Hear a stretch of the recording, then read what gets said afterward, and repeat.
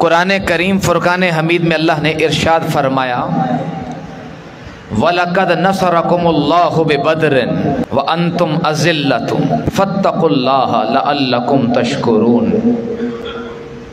ماہ رمضان کا دوسرا عشرہ مبارک ہے، اسی عشرے میں یوم البدر آتا ہے، 17 رمضان المبارک۔ میرے آقا نے اعلان نبوت فرمایا، لوگ جوک در جوک دین دائرہ اسلام میں داخل ہوتے گئے۔ جب مکہ میں رہنا میرے آقا کا دشوار کر دیا گیا تو اللہ کے دین کی سربلندی کے لیے اپنے گھر کو چھوڑ کر ہمیشہ کے لیے ایک نئی بستی کو آباد کیا۔ میرے آقا کی زندگی مبارک کا ہر عمل اپنی امت کو چیخ چیخ کے بتاتا ہے، اے لا الہ الا اللہ محمد رسول اللہ کہنے والو، دنیا کی کوئی روک تمہیں اللہ کی راہ میں نکلنے سے نہ روک سکے۔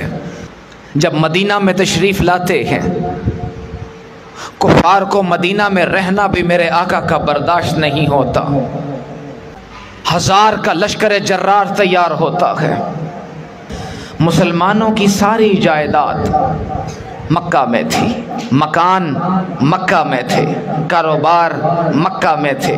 جب اللہ نے حکم دیا کہ میری خاطر یہ شہر چھوڑ کر یثرب کی طرف کوچ کرو تو میرے آقا ہر شے وہیں چھوڑ کر صحابہ کے ساتھ خالی ہاتھ نکل پڑے، خالی ہاتھ۔ اب کفار نے کیا کیا؟ مسلمانوں کے گھروں کو لوٹ لیا، مسلمانوں کے گھروں کے سامان کو اکٹھا کر کے بیچنے کے لیے شام ابو سفیان کی قیادت میں قافلہ جا رہا ہے۔ وہاں سے بیچ کر منافع تجارت لے کر جب واپس آتا ہے، صحابہ عرض کرتے ہیں یا رسول اللہ ذرا قافلے کا گھیرا تو لگائیں۔ قافلے کو گھیرتے ہیں جا کر، آخر جو سامان جا رہا ہے وہ ہمارا ہی لوٹا ہوا۔ قافلے کو روکنے کے لیے 313 میرے آقا کے جانثار مدینے سے نکلتے ہیں، بے سر و سامانی کا عالم ہوتا ہے۔ ابھی نکلتے ہیں کہ کفار مکہ کو خبر ہو جاتی ہے کہ ہمارے قافلے کو روکنے کے لیے رسول اللہ صلی اللہ علیہ وسلم اور ان کے جانثار نکل پڑے ہیں۔ 1000 کا لشکر جرار ابو جہل کی قیادت میں مکہ سے نکلتا ہے۔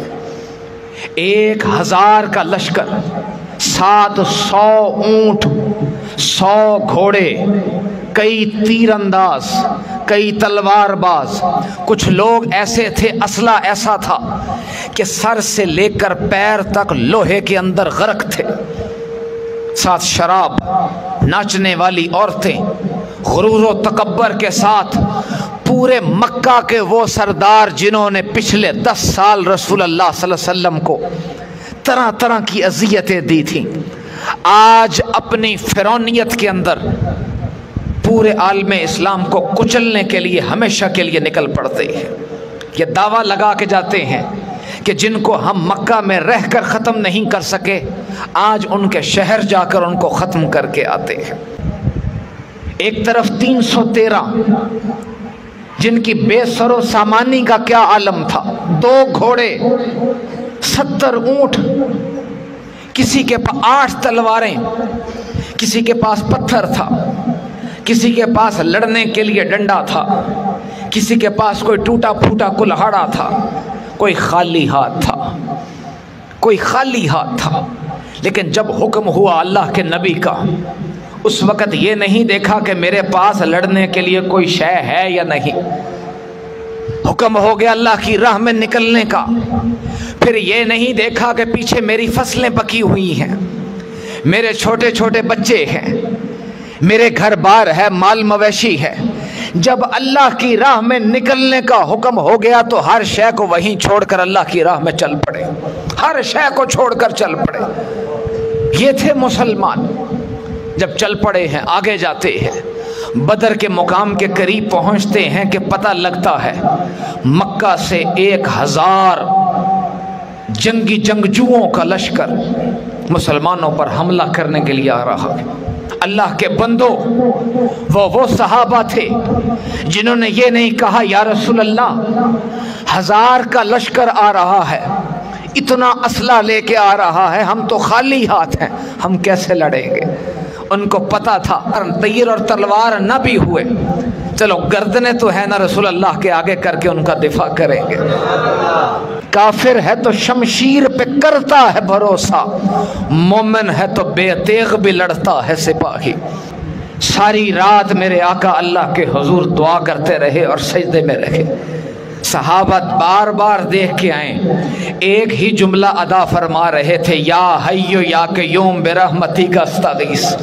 کچھ دیر گزرتی ہے، میرے آقا اٹھتے ہیں، باہر تشریف لاتے ہیں، چہرے پر عجب مسکراہٹ ہوتی ہے، صحابہ کو بلا کے فرماتے ہیں، صحابہ یہ میدان غور سے دیکھ لو، صحابہ یہ میدان غور سے دیکھ لو، کل فلاں جگہ پر ابو جہل کی لاش پڑی ہوئی ہوگی، فلاں جگہ پر ابو لہب کا لاشا پڑا ہوگا، فلاں جگہ کو غور سے دیکھ لو، یہاں پر عتبہ کا کٹا ہوا سر پڑا ہوگا، یہاں پر شیبہ اور ولید پڑے ہوں گے۔ صحابہ فرماتے ہیں ہم نے وہ جگہ یاد کر لی، جب جنگ ختم ہوئی تو کہنے لگے اللہ کی قسم جہاں رسول اللہ نے نشان لگوائے تھے وہیں ان کی لاشیں پڑی ہوئی نظر آئی تھی۔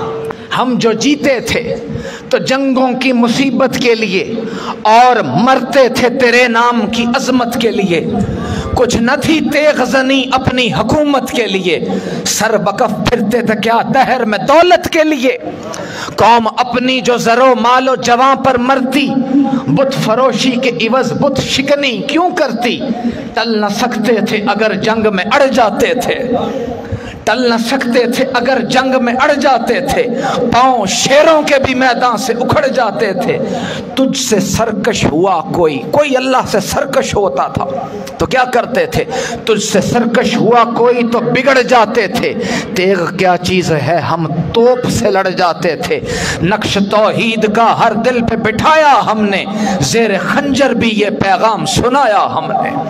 یہ تھا مسلمان۔ اگلے دن جب جنگ شروع ہوتی ہے، تاریخ دیکھتی ہے، اب سامنے کون تھا؟ اپنے خون کے رشتہ دار تھے، اپنے سگے رشتہ دار جن کو مکہ میں چھوڑ کر آئے تھے، سامنے تلواریں لیے مسلمانوں کے آگے کھڑے۔ میرے آقا روحی فدا نے اگر تلوار اٹھائی ہے بدر کے میدان میں تو سامنے داماد حضرت زینب کے خامد جو اس وقت مسلمان نہیں ہوئے تھے ابو العاص کھڑے تھے، عمر رضی اللہ عنہ نے تلوار اٹھائی ہے تو سامنے سگا ماموں عاصی بن ہاشم کھڑا تھا، ابو حذیفہ رضی اللہ عنہ نے تلوار اٹھائی ہے تو سامنے بھائی ولید، باپ عتبہ، چچا شیبہ کھڑے تھے، اپنے خون کے رشتے سامنے کھڑے تھے۔ محمد رسول اللہ پڑھنے والے صحابہ نے بدر کے دن یہ ثابت کر دیا کہ جو رسول اللہ کو مانتا ہے وہ کوئی پرایا بھی ہو انصاری تو ہم اس کے ساتھ بھائی بن کر بھی کھڑے ہو سکتے ہیں، اور جو رسول اللہ کا منکر ہو چاہے وہ کوئی بھی ہو، باپ بھی ہو بھائی بھی ہو، تو وہ سارے رشتے کچے دھاگے کی مانند ہوتے ہیں، تلوار کی نوک پر رکھے جاتے ہیں۔ جنگ کا آغاز ہوتا ہے، ہر طرف مٹی اڑتی ہے، کفار مسلمانوں کو روندنے لگتا ہے، قریب آنے لگتا ہے۔ میرے آقا جب یہ منظر دیکھتے ہیں دعا مانگتے ہیں، بڑی خاص دعا مانگی تھی، یا اللہ، یوں ہاتھ بلند کر کے۔ صحابہ فرماتے ہیں آپ کا آقا کی چادر مبارک نیچے گرنے لگتی تھی، ہم اس کو پکڑتے تھے، یوں ہاتھ بلند فرمایا یا اللہ اگر آج یہ مٹھی بھر جماعت ختم ہو گئی تو قیامت تک تیرا نام لینے والا دنیا میں کوئی نہ ہوگا، اگر آج یہ مٹھی بھر جماعت ختم ہو گئی تو قیامت تک تیرا نام لینے والا دنیا میں کوئی نہ ہوگا، بس اتنی دعا مانگتے ہیں۔ اچانک ہوا چلتی ہے، میرے آقا اپنے چبوترے سے اتر کے میدان میں آ کے کہتے ہیں صحابہ وہ دیکھو جبریل 1000 کا لشکر لے کر میدان میں اتر رہا ہے، فرمایا وہ دیکھو میکائیل 1000 کا لشکر لے کے اترا، کیوں؟ فضائے بدر پیدا کر، فرشتے تیری نصرت کو اتر سکتے ہیں گردوں سے کتار اندر کتار ربی۔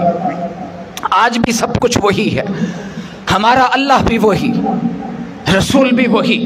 پہلی بدر کی جنگ جیتی، مسلمانوں نے گھوڑے کی پشت پر ہو یا مسلح کے اوپر، کبھی مسلمان جدا نہ ہوا۔